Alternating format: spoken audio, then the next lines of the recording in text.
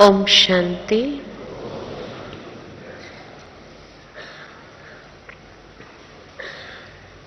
बाप दादा ने हम सभी बच्चों को समय प्रति समय की तीव्र गति का एहसास कराया भी है और साथ ही साथ में बार बार मुरली के अंदर भी उसका संकेत मिलता रहता है। पिछले 2 सीजनों से बाबा ने जैसे बच्चों को सावधान करना शुरू कर दिया है कि बच्चे अब समय की गति को पहचानते हुए अपने अंदर पुरुषार्थ की रफ्तार को भी तेज करो। पिछली मुरली में बाबा ने कहा 15 दिसंबर की मुरली में कि बच्चे अभी पुरुषार्थ का समय बीत गया है और अब तीव्र पुरुषार्थ का समय आरंभ हो गया है। जब बाबा ने ये बात कही तो तीव्र पुरुषार्थ किसको कहा जाए, उस पर विचार चल रहा था कि क्या एक जगह बैठ करके मौन धारण करके 8 घंटा हम निरंतर योग करना शुरू कर दे, क्या इसको तीव्र पुरुषार्थ कहेंगे? किसी से बातचीत ही न करे और एकदम मौन धारण कर ले, क्या इसको तीव्र पुरुषार्थ कहेंगे? तीव्र पुरुषार्थ का मतलब क्या समझते हैं कि निरंतर सब कार्य को छोड़ करके, सेवाओं को छोड़ करके हम 8-8 घंटे की तपस्या आरंभ कर दे, क्या इसको तीव्र पुरुषार्थ कहेंगे? तीव्र पुरुषार्थ का भाव क्या है बाबा का? तो सोचते सोचते ये बात याद आई कि जब भी दादियां मम्मा के विषय में सुनाते हैं तो ये बात मम्मा के जीवन की बहुत प्रसिद्ध सुनने को मिलती है कि मम्मा ने पुरुषार्थ का अर्थ बताया था, जो आज भी हम सभी को याद होगा कि पुरुषार्थ का मतलब है कि जो गलती हो जाए वो दोबारा रिपीट नहीं होनी चाहिए। इतना हमारा अटेंशन हो, रियलाइजेशन हो और वो गलती को परिवर्तित कर दे ताकि वो दोबारा रिपीट न हो, इसका नाम है पुरुषार्थ। ये मम्मा ने डेफिनेशन दी थी यज्ञ के अंदर कि पुरुषार्थ का भावार्थ ये है। अब जब बाबा ने कहा कि पुरुषार्थ का समय बीत गया और तीव्र पुरुषार्थ का समय आरंभ हो गया है, तो तीव्र पुरुषार्थ माना क्या? तीव्र पुरुषार्थ का भावार्थ जो बाबा ने हम बच्चों को डिफाइन करके बताया 15 तारीख की मुरली के अंदर, वो यही था कि तीव्र पुरुषार्थ माना तीव्र परिवर्तन। पुरुषार्थ माना परिवर्तन, कि रियलाइज करते हुए परिवर्तन कर दे ताकि वो गलती दोबारा रिपीट न हो। तो तीव्र पुरुषार्थ माना तीव्र परिवर्तन। ये नहीं समय है अभी कि गलती हो जाए, उसके बाद उसको महसूस करो और उसके बाद उसको परिवर्तन करो, अब वो समय नहीं है। बाबा ने कहा कि हर बच्चा अपनी कमी कमजोरी को जानता है। दूसरा कोई अगर हमें पॉइंट आउट करके बताता भी है कि आपके अंदर ये कमी कमजोरी है, तो हम स्वाभाविक रीति से कह देंगे नहीं नहीं ऐसी बात नहीं है। हम कभी उस बात को एक्सेप्ट नहीं कर पाते हैं। कोई अगर हमारी कमी कमजोरी को पॉइंट आउट करे तो, लेकिन अंदर में व्यक्ति समझ सकता है कि हाँ ये बात इसने मुझे कही लेकिन ये कमी है मेरे अंदर। अंदर में उसको स्वीकार भी करता है, या अंदर में अपने आप को जानता भी है कि उसने तो इतना ही पार्ट देखा, लेकिन मेरे अंदर कितना परसेंटेज में वो कमी कमजोरी है वो शायद इसको पता नहीं है। तो हर इंसान अपनी कमी कमजोरी को बहुत अच्छी तरह जानता है, कितने परसेंटेज में है ये भी जानता है। बाबा ने इसीलिए कई बार कहा है कि बच्चे मोटे मोटे विकारों को तो खत्म कर दिए, लेकिन जो छोटे छोटे कमजोरी के रूप में वो अंश रह गए हैं, वो अंशों को भी अभी तक हम अपने संस्कारों में पालते जा रहे हैं। अंदर समझते हुए भी उसको पालते जा रहे हैं, उसको परिवर्तन नहीं कर पाते। क्यों नहीं कर पाते हैं परिवर्तन?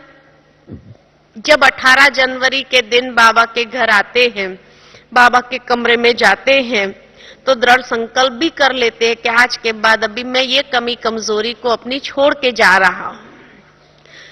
ये दृढ़ संकल्प भी कर लेंगे, लेकिन यहां से जाने के बाद क्या होता है? थोड़े ही समय में वो कमी कमजोरी वापस हमारे संस्कारों में दिखाई देने लगती है। उसका कारण क्या है? तो उसका सबसे पहला कारण यही है कि जब हम अपने कार्य स्थान पर जाते हैं और वही कमी कमजोरी दूसरों में देखना शुरू करते हैं, क्योंकि जो चीज अपने अंदर है, जो चश्मा हमने पहना है वो दिखाई तो देगा। तो जब वो कमी कमजोरी दूसरे के अंदर दिखाई देने लगती है तो फिर सोचने लगते हैं कि अरे ये मेरे से पुराना, इसने अभी तक ये पड़ी है, इसने अपने आप को परिवर्तन नहीं किया, तो मेरे में तो बहुत कम है। अब ये सोच करके हमने वो दनलब के तकिए लगा दिए, और जब ये दनलब के तकिए लग जाते हैं तो वो दृढ़ संकल्प जो बाबा के कमरे में किया हुआ था वो ढीला होने लगता है। और जैसे ही वो संकल्प हमारा ढीला हो जाता है तो पुरुषार्थ की रफ्तार भी हमारी कम होने लगती है। कि जो तीव्र पुरुषार्थ का संकल्प हमने लिया कि अब से लेकर के हमें तीव्र पुरुषार्थ करना, यानी तीव्र परिवर्तन करना है, ये कमी कमजोरी दोबारा मेरे जीवन में आनी नहीं चाहिए, ये जो हमने दृढ़ संकल्प किया है वो कमी कमजोरी वापस अपना स्थान ले लेती है। तो परिवर्तन की शक्ति हमारी कम हो जाती है। इसीलिए बाबा ने शायद 31 दिसंबर में बार बार हम बच्चों को ये पक्का कराया कि ये साल जो आने वाला है उसमें लक्ष्य क्या है। लक्ष्य की ओर हमारा बार बार ध्यान खींचा कि हर एक का लक्ष्य ही है बाप समान बनने का। तो जब बाप समान बनने का लक्ष्य है तो उसके लिए बाबा एक विशेष शक्ति की गिफ्ट देता है, और वो शक्ति की गिफ्ट बाबा ने जो हम बच्चों को दी वो थी परिवर्तन शक्ति। तो बार बार भिन्न भिन्न रूप से बाबा हम बच्चों को कोई न कोई विधि से ये जैसे अंडरलाइन कराना चाहते हैं कि बाबा ने जब ये गिफ्ट दिया ये सीजन के लिए, यानी ये साल के लिए, तो जो सीजन को वरदान मिलता है, जो समय को वरदान मिलता है, ये साल को जो बाबा का वरदान है कि बाबा ने हर बच्चे को परिवर्तन की शक्ति की गिफ्ट दी है, और विधि भी बताई इसके प्रयोग करने की कि जब भी अगर आप देखो कि वो कमी कमजोरी आपके जीवन में आ रही है तो दिल से अधिकार से मेरा बाबा कहो, तो देखो बाबा हाजिर हो जाता है, सर्व शक्तियों के साथ हाजिर हो जाता है। और सर्व शक्तियों के साथ जब हाजिर हो जाता है तो वो बदलने में आसान हो जाएगा, वो परिवर्तन की शक्ति का प्रयोग करने के लिए आसान हो जाएगा। ये वरदान भी बाबा ने दे दिया कि तीव्र पुरुषार्थ करने के लिए, जो तीव्र परिवर्तन करना चाहते हैं उसके लिए बाबा ये साल को ये वरदान दे रहे हैं, गिफ्ट के रूप में दे रहे हैं। यानी हमारे तीव्र पुरुषार्थ को सहज करने की विधि बाबा ने एक हमको एक यंत्र दे दिया एक प्रकार से, कि अब इस यंत्र का प्रयोग करते हुए आप तीव्र पुरुषार्थ करो।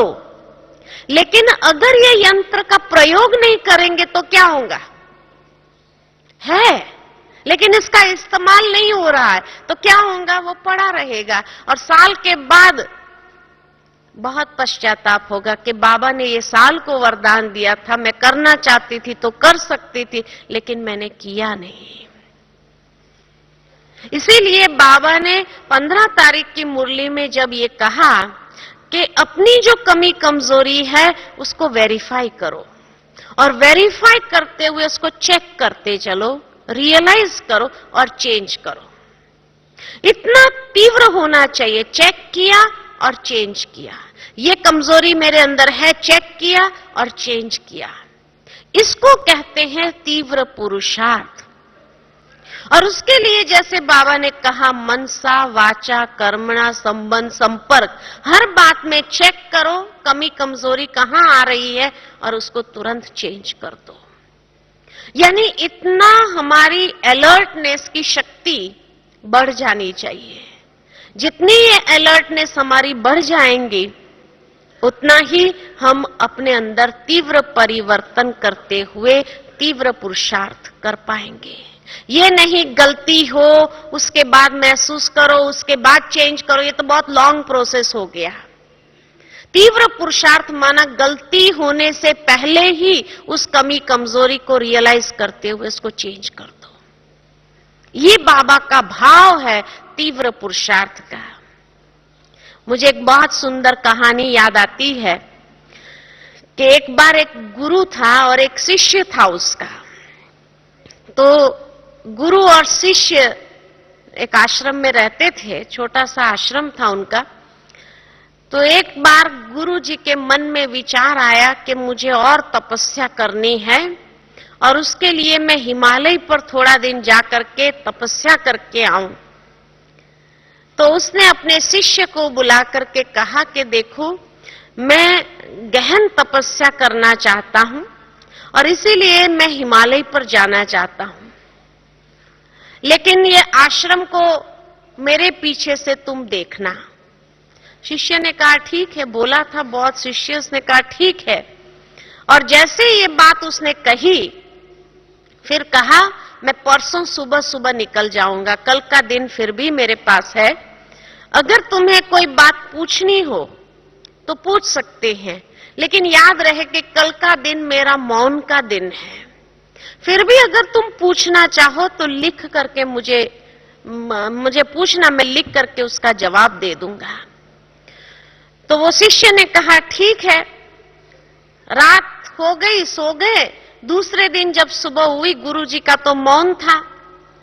तो शिष्य सोच में पड़ गया कि गुरुजी तो कल सुबह सुबह चले जाएंगे और आश्रम मुझे संभालना है, लेकिन कम से कम मुझे कुछ टिप्स देके तो जाए कि उनके पीछे मुझे किस बात के ऊपर ध्यान रखना चाहिए या कौन सा कर्म करना चाहिए ताकि मैं आश्रम को अच्छी तरह संभाल सकूं, क्या करना चाहिए मुझे।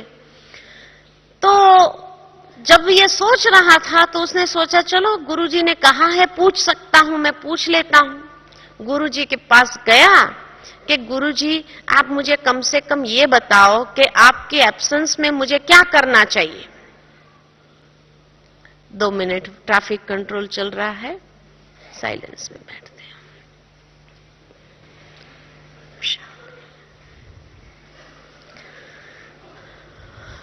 तो इसीलिए जब वो गुरुजी के पास जाता है और गुरुजी से पूछता है कि गुरुजी आप कल चले जाएंगे तो आप कम से कम मुझे इतना बता के जाइए कि आश्रम संभालने के लिए मुझे क्या करना चाहिए। तो गुरुजी ने एक कागज और एक कलम ली और एक कागज के ऊपर उन्होंने एक शब्द लिखा और वो शब्द था जागृति। जागृति ये शब्द लिख करके उसको दे दिया। वो शिष्य ने पढ़ा जागृति, बस इतनी सी बात, ये तो मैं कर सकता हूं। वो निकला वहां से, बाहर गया वो कुटिया से बाहर जाने के बाद बार बार वो कागज को देखता रहा। जागृति, बस इतनी सी बात है, उससे आश्रम अच्छी तरह संभाल सकते हैं। और उसी के ऊपर सोचता रहा। फिर उसने सोचा लेकिन कुछ और भी उसके आगे पीछे लिखते थे ना, कुछ आगे लिखे कुछ पीछे लिखे, कम से कम इस वाक्य को और इलेबोरेट करे। तो वो फिर गया गुरुजी के पास कि गुरुजी आपने ये शब्द जो लिख करके दिया जागृति, लेकिन इसको कुछ इलेबोरेट करो ना, कुछ आगे कुछ पीछे दोनों तरफ और कुछ लिख करके दो।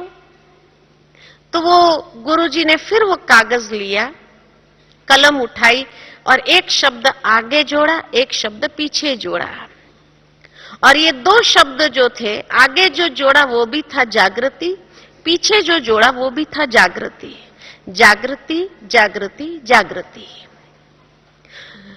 गुरुजी ने जब वो कागज दिया, शिष्य ने देखा, बस बोले जागृति रखनी है और कुछ नहीं, जागृति रखनी है बस मुझे, और कुछ नहीं करना है, हर वक्त जागृत रहना है मुझे। उसका मेंटल लेवल उस अनुसार विकसित नहीं था जो उस शब्द की गहराई को वो समझ सके। फिर बाहर जाकर के बार बार उस कागज के टुकड़े को देखता रहा और सोचता रहा। फिर उसने सोचा लेकिन जागृति जागृति जागृति का अर्थ क्या है, ये तो कुछ डिफाइन करे, कुछ एक्सप्लेन करे गुरुजी। तो फिर वो अंदर गया कुटिया में, फिर गुरुजी के पास जाकर पूछता है लेकिन आप गुरुजी ये स्पष्ट करिए कि जागृति जागृति जागृति मतलब क्या। तो गुरुजी ने फिर वो कागज लिया, कलम उठाई और एक शब्द और जोड़ दिया, जागृति। जागृति जागृति जागृति इज इक्वल टू जागृति।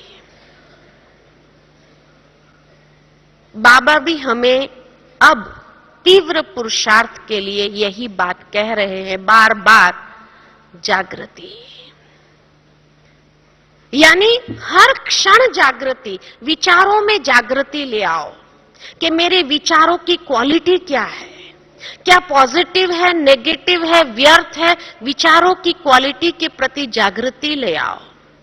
मेरे वचन कैसे हैं, मेरे बोल कैसे हैं, बोल के विषय में जागृति ले आओ। क्या मैं कोई व्यर्थ बोल रहा हूं, क्या मैं किसी के प्रति गुस्सा कर रहा हूं। बाबा ने पिछली मुरली में कहा कि कई बार कई लोग कहते हैं बाबा बहुत ऑपोजिशन होता है तो हमको गुस्सा आ जाता है, गुस्सा नहीं आता है लेकिन चिड़चिड़ापन तो आता है। तो बाबा ने कहा कि कोई भी चीज को ठीक करना, क्या आप समझते हैं कि गुस्से से, क्रोध से वो कार्य ठीक हो सकता है? जहां प्रोसेस ही गलत है तो उसका रिजल्ट सही कैसे निकलेगा? जो कार्य को ठीक करने की विधि मैंने अपनाई, अगर वो क्रोध है तो क्रोध से उसका रिजल्ट अच्छा होगा या बुरा होगा? अगर बाहर से वो व्यक्ति आपको कुछ भी न कहे, आपकी बात को संभाले, बाबा ने कहा कि बड़ा होगा तो रिटर्न में जवाब दे देगा, छोटा होगा आपको जवाब नहीं दे सकता, वो रोना शुरू कर देगा। कहा न पिछली मुरली के अंदर, हमें बहुत याद, स्पष्ट रीति से याद आता है कि बाबा ने क्या कहा, यानी मेरे बोल के प्रति मेरी जागृति है कि मेरे बोल किस प्रकार निकल रहे हैं। क्या मेरे वचन द्वारा दूसरे को सुख मिल रहा है? क्या मेरे वचन द्वारा किसी की मानसिक स्थिति डिस्टर्ब हो रही है? यह है बोल के प्रति जागृति, अटेंशन, सावधानी। क्या मुझे अपने कर्म के प्रति जागृति है कि मेरे कर्म की क्वालिटी क्या है? बाबा ने ये बात बहुत अच्छी तरह से कही, चेक करो कि ब्रह्मा बाबा अगर होते थे तो क्या ऐसा करते थे? अगर मुझे बाप समान बनना है तो हर बात में जागृति चाहिए, विचार, बोल, कर्म, व्यवहार, संबंध, संपर्क, हर बात में जागृति चाहिए। और जागृति लाकर उसमें परिवर्तन क्या करना है? तो कहा मनसा द्वारा शक्तियों का दान दो, वाचा द्वारा हमेशा ज्ञान का दान दो, और कर्म द्वारा हमेशा गुण दान, ये जागृति रहनी चाहिए कि मनसा वाचा कर्मणा मैं क्या कर रही हूं। तो इसीलिए वो गुरु ने अपने शिष्य को खाली एक ही शब्द लिखा, लेकिन एक शब्द की गहराई कितनी थी। और यही चीज बाबा भी हम बच्चों को बताना चाहते हैं कि बच्चे, आपके जीवन के अंदर तीव्र पुरुषार्थ करने के लिए हर बात में चेक करो कि ये बोल मेरे बाप समान है। ब्रह्मा बाबा अगर होते थे तो क्या ऐसे वचन मुख से निकालते थे? अगर मुझे बाप समान बनना है तो ये है जागृति, इसको कहते हैं जागृति। अगर ये जागृति जीवन के अंदर आ जाए तो संपूर्ण बनना कौन सी बड़ी बात है।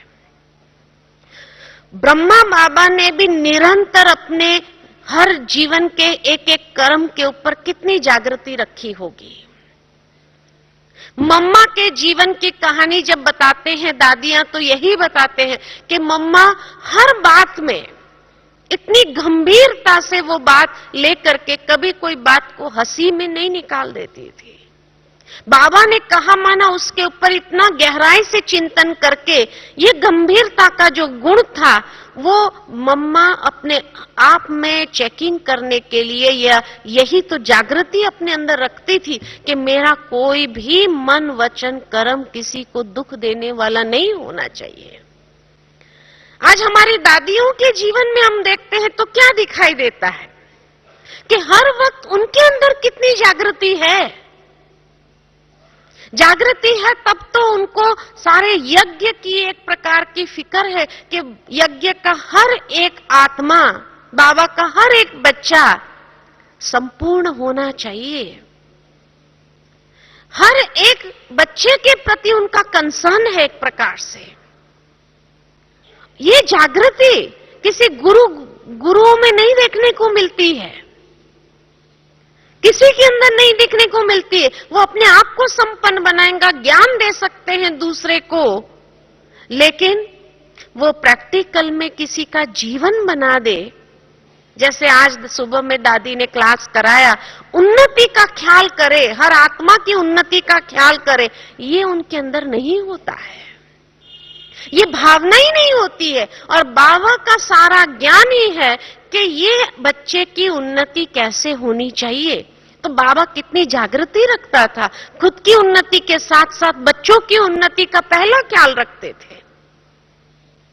यह है तीव्र पुरुषार्थ की विधि कि अगर मुझे तीव्र पुरुषार्थ करना है तो जितनी हमारे जीवन के अंदर जागृति होगी उतना तीव्र परिवर्तन करने की विधि को हम प्रैक्टिकल यूज कर सकेंगे। जिसके लिए बाबा ने कहा नेगेटिव से पॉजिटिव में उसको परिवर्तन कर देना। अगर कोई नेगेटिव बोल भी रहा है, कोई नेगेटिव कर भी रहा है, तो भी मैं उसको परिवर्तन कर दूं और परिवर्तन करते हुए अपने जीवन में उस चीज को ले आऊं, धारणा में ले आऊं।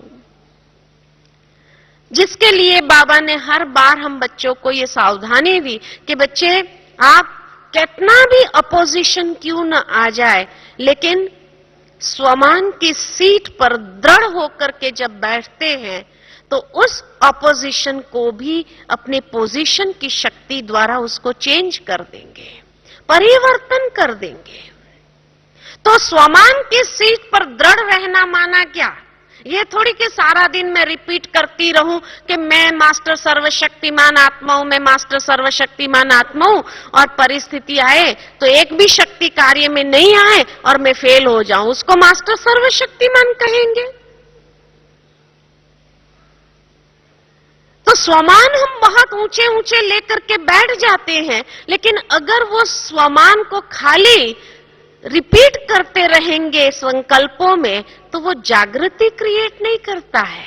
लेकिन उस स्वमान की सीट पर दृढ़ होना माना वो स्वमान हमारा संस्कार बन जाए, ऐसी जागृति आ जाए। संस्कार कैसे बनता है? किसी के अंदर कमजोरी के संस्कार भी कैसे डेवलप होते हैं?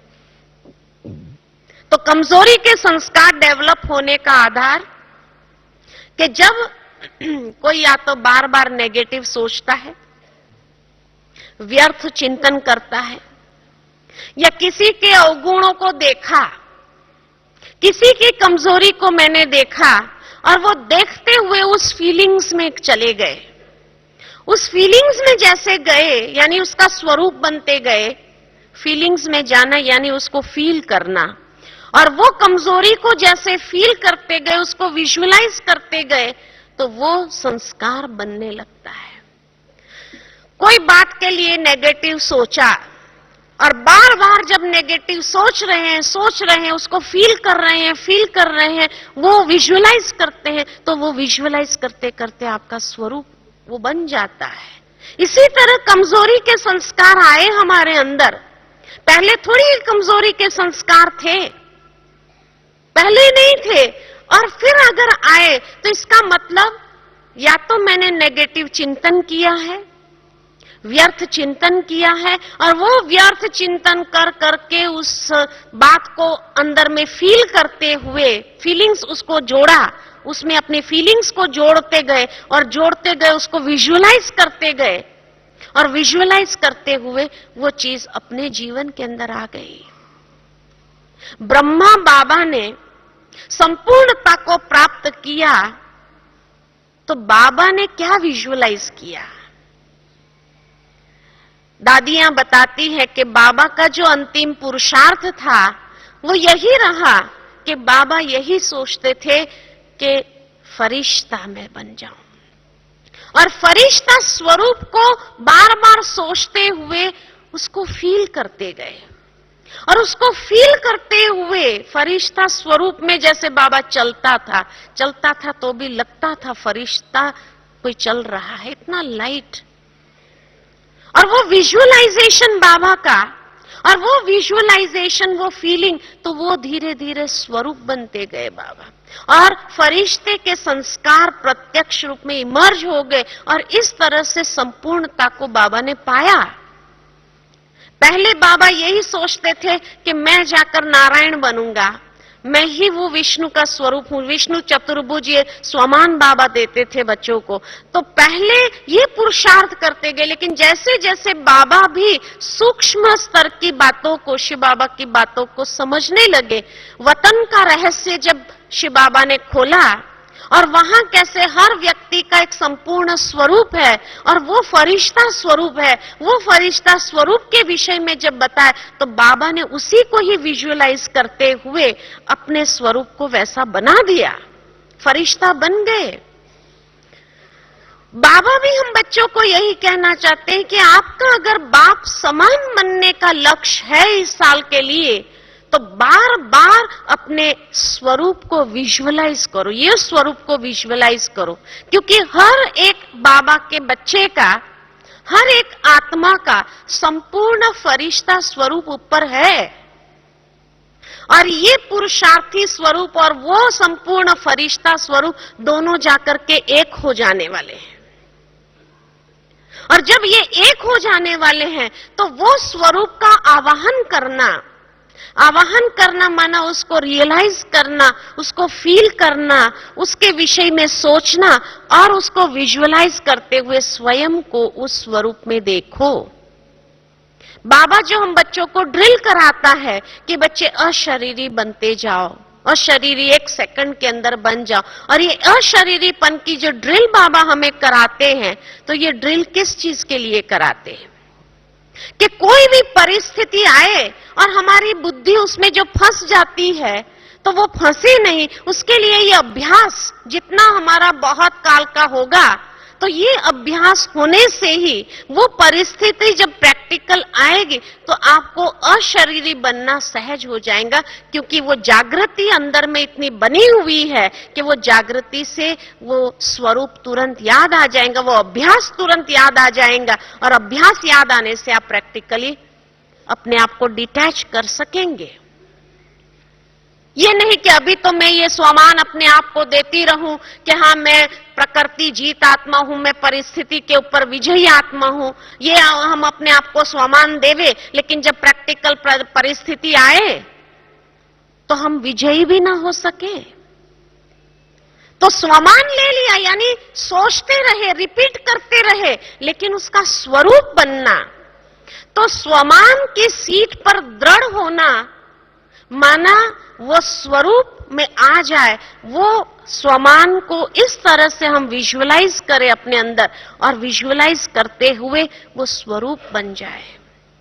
जब वो स्वरूप बन जाएंगे तो सचमुच हर परिस्थिति के ऊपर वो स्वरूप आपको विजयी बनाएगा। तो इसलिए बाबा ने बाप समान बनने की जो विधि बताई कि बच्चे, जब ब्रह्मा बाबा ने उस संपूर्ण फरिश्ता स्वरूप को प्राप्त किया तो उसका आधार क्या था, और ये आधार हमें अपने जीवन में ले आना है कि हर कर्म करते हुए अपने आप से पूछो, क्या ये कर्म मेरा बाप समान है? क्या ये मेरा बोल बाप समान है? क्या ये मुझे ब्रह्मा बाप समान बनाएगा? और इस तरह की अगर जागृति आ जाए तो हमसे कभी भी कोई गलत कर्म नहीं होगा। इतना हमारा अपने हर कर्म के ऊपर अटेंशन हो जाएगा, और फिर उसको चेंज करना। अगर ये बाप समान नहीं है तो चेंज कर दो उसको। बाप समान वाली कर्म कौन से है, ये मुझे करना है। बाप समान वाला बोल कौन सा है, वो मुझे करना है। तो वो चेंज हो गया, और जब चेंज हो गया तो चेंज होने के बाद आपको अपने आप में विजयी होने का एक नशा महसूस होगा। क्योंकि जब कोई चीज के ऊपर आप विजयी बन जाते हैं तो ऐसा लगेगा जैसे मैंने उस संस्कार के ऊपर विजय प्राप्त कर ली, और वो संस्कार से जब हम मुक्त हो गए तो उससे खुशी का पारा, नशा एक ऐसा चढ़ेगा कि सचमुच मैं विजयी आत्मा हो गई। जैसे एक बच्चा अगर एक दौड़ में भी फर्स्ट नंबर आता है या विजयी होता है तो उसकी खुशी उसको कितनी होती है, क्योंकि उसने वैसी मेहनत की हुई है। तो मेहनत बहुत सिंपल है, बाबा इसीलिए कोई बड़ी मेहनत भी हमको नहीं दे रहा है। मेहनत बहुत सिंपल है, तीव्र पुरुषार्थ करने के लिए भी, ताकि अचानक के खेल में हम ऐसे एवर रेडी बने, और वो एवर रेडी बनने के लिए हमारा बहुत काल का अभ्यास हमको उस समय में काम आ जाए। तो बाबा की अभी जो लास्ट की मुरलियां चल रही है, ये ऐसे लग रहा है जैसे बाबा हर प्रकार को पॉलिश करते हुए अब स्पष्ट स्वरूप हमारे सामने क्लियर कर रहे हैं कि समय की समीपता के हिसाब से हमारे पुरुषार्थ की रफ्तार में तीव्रता जो लानी है उसके लिए क्या विधि है। कई लोग पूछते हैं समय अनुसार हमें कौन सा पुरुषार्थ करना चाहिए। समय अनुसार अब यही पुरुषार्थ करना है कि जो कमी कमजोरी का संस्कार है, अब वो कमी कमजोरी का प्रयोग दोबारा नहीं होना चाहिए। ये परिवर्तन शक्ति को अपनाओ, यही समय अनुसार पुरुषार्थ है। उसके लिए जैसे कहा, कोई एक लाइन नहीं है हर एक के लिए, हर ब्राह्मण के लिए कि ये करना है। जो बेसिक बातें हैं वो तो बाबा ने हमको कई बार सावधान कर दिया कि भाई आप अपना पुरुषार्थ जो है, चाहे डेली रूटीन की जो बातें हैं वो तो रूटीन की बातें, वो बेसिक बातें हैं कि अमृत वेले उठे कि नहीं उठे, ये बेसिक बातें हैं। अमृत वेला व्यक्ति उठा लेकिन कौन से स्वमान की स्थिति को अपनाया, अब ये सूक्ष्म चेकिंग के तरफ आओ। अमृत वेला उठा के नहीं उठा, क्लास में गए कि नहीं गए, लेकिन क्लास में अगर मैं बैठी तो मेरी स्थिति कौन सी थी, वो चेकिंग, वो जागृति हमें अपने अंदर ले आनी है। इसलिए कहा कि हर वक्त जो बेसिक दिनचर्या है वो बेसिक दिनचर्या को चेक करने की बात नहीं रही। अभी हम और लेवल आगे बढ़ गए, और आगे बढ़ने के बाद वो बेसिक बातों में भी सूक्ष्म चेकिंग को अब हमें अपने जीवन के अंदर अपनाना है। क्योंकि बाबा ने जब ये बता दिया बच्चों को कि बच्चे व्यर्थ सोचना ये भी एक प्रकार की इम्प्यूरिटी है, इम्प्यूरिटी के खाते में ही जाती है। वेस्ट थॉट्स अगर आता है अभी तक भी, माना बाबा ने इतना ज्ञान का समर्थ संकल्पों का खजाना देने के बाद भी अगर मेरे मन के अंदर व्यर्थ चलता है तो उसको क्या कहेंगे। कि वो व्यर्थ चलने का कारण क्या है। जरूर कहीं न कहीं बुद्धि के अंदर इम्प्यूरिटी है जिस कारण से वो व्यर्थ चल रहा है। तो इसलिए उसको ओवरकम कर देना है मुझे कि अब मेरे पास में इतना ज्ञान का खजाना है। बाबा ने कहा मनन करते चलो ना, परिवर्तन कर लो, व्यर्थ को चेंज कर लो, ज्ञान का मनन करना आरंभ करो, ज्ञान के खजाने के साथ खेलना आरंभ करो। और जितना ज्ञान का मनन चिंतन चलेगा, व्यर्थ से अपने आप फ्री हो जाएंगे और बुद्धि की स्वच्छता भी हमारी बढ़ने लगेगी, बुद्धि की प्योरिटी की स्टेज भी हमारी बढ़ने लगेगी।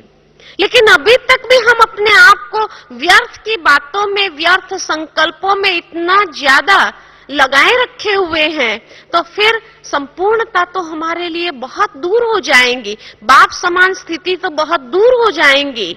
और तीव्र पुरुषार्थ तो क्या, पुरुषार्थ की गति भी बहुत स्लो हो जाएंगी कि इस गति से अगर चलेंगे तो समय पर पहुंच पाएंगे अपनी मंजिल को।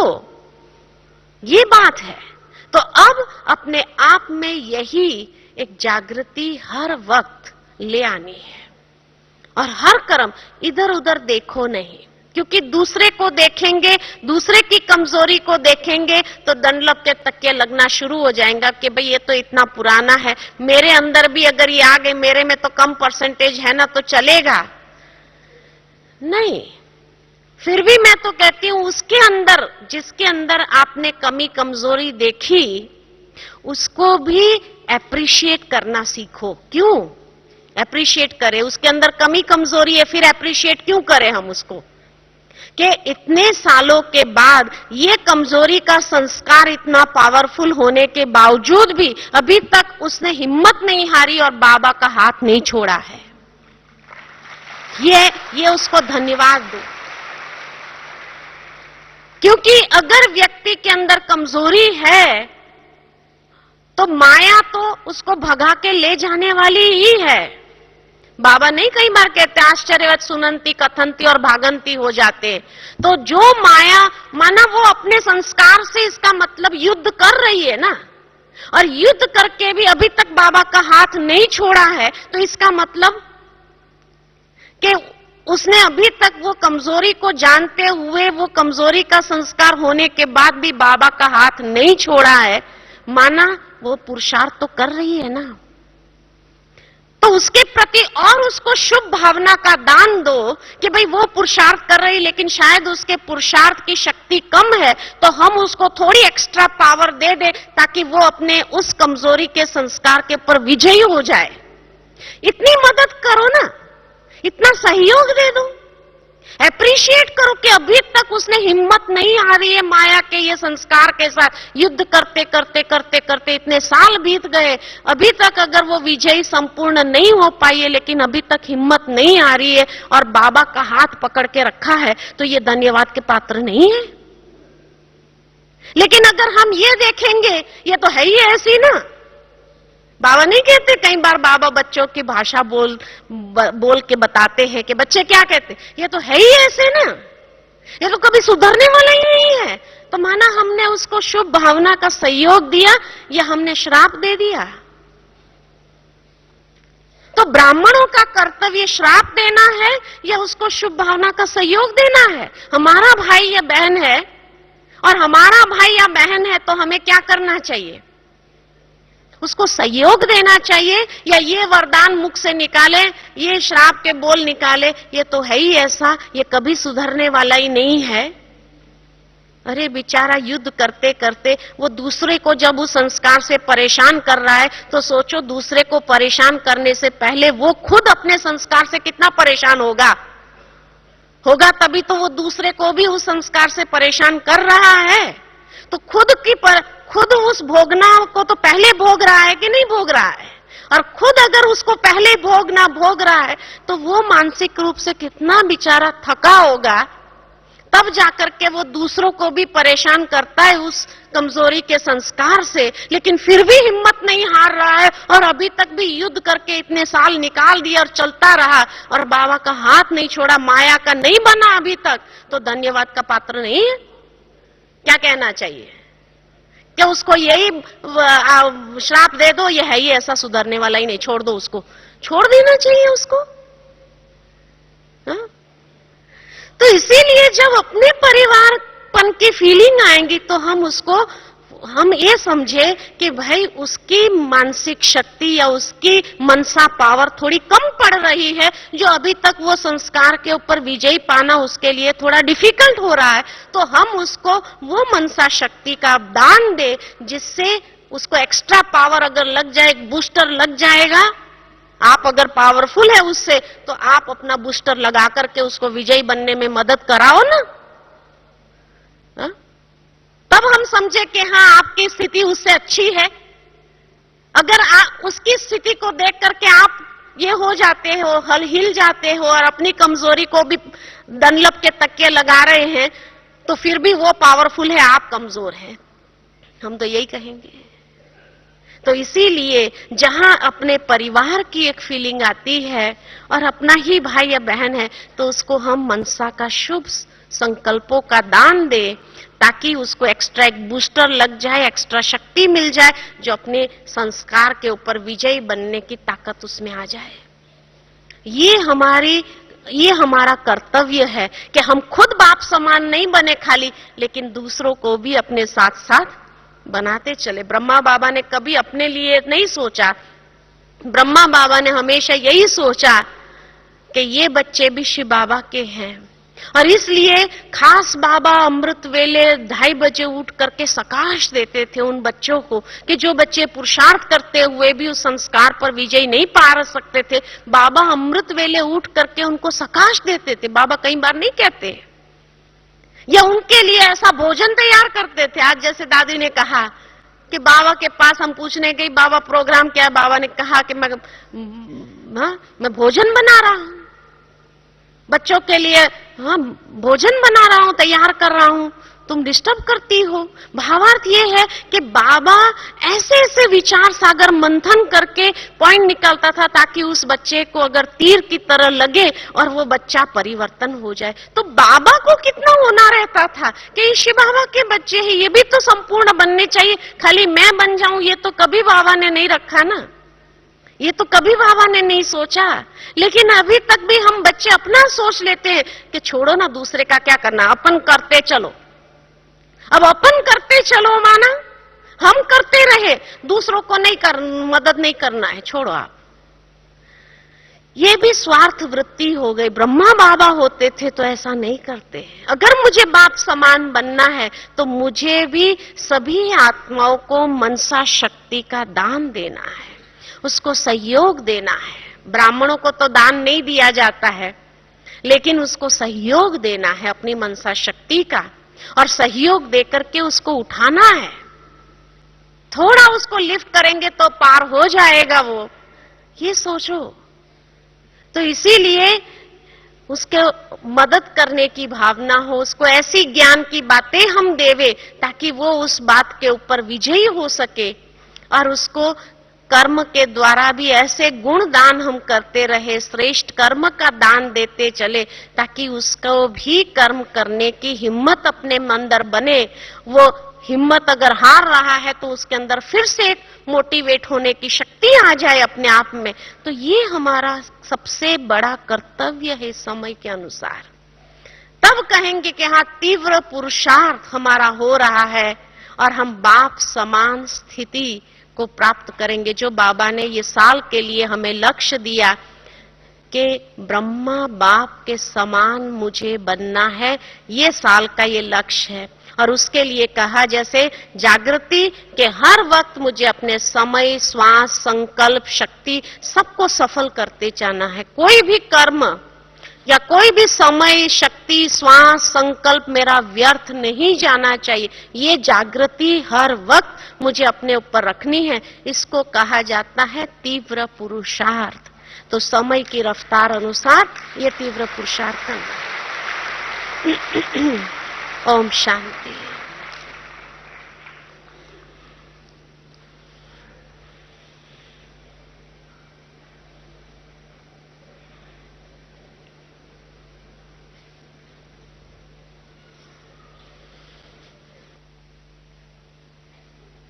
आपने तीव्र पुरुषार्थ की बहुत सुंदर व्याख्या स्पष्ट की।